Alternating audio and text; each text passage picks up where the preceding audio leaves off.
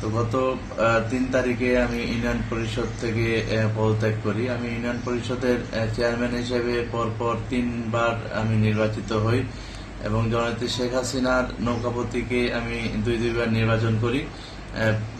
তো গত 3 তারিখে পদত্যাগ করার পর আমি 8 এপ্রিল উপজেলা পরিষদ নির্বাচনের মনোনয়নপত্র আমি সাবমিট করি।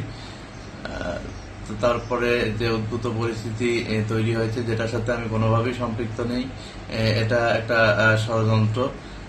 কেননা আমাকে নির্বাচন থেকে বিভিন্ন সময় বিভিন্নভাবে রাজনৈতিকভাবে হেরাস করার জন্য বিভিন্ন মহল সক্রিয় আছে।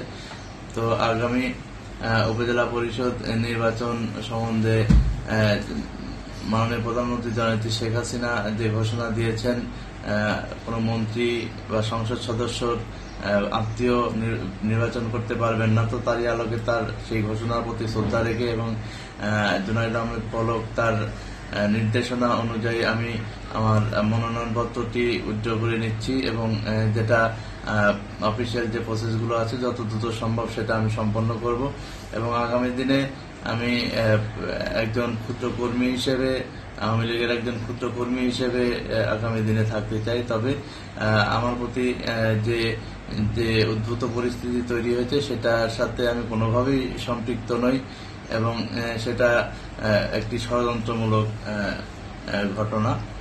তো এর বেশি আসলে বলার কিছু নেই। আমি আগামী দিনে একজন কর্মী হিসেবে আমি থাকতে চাই।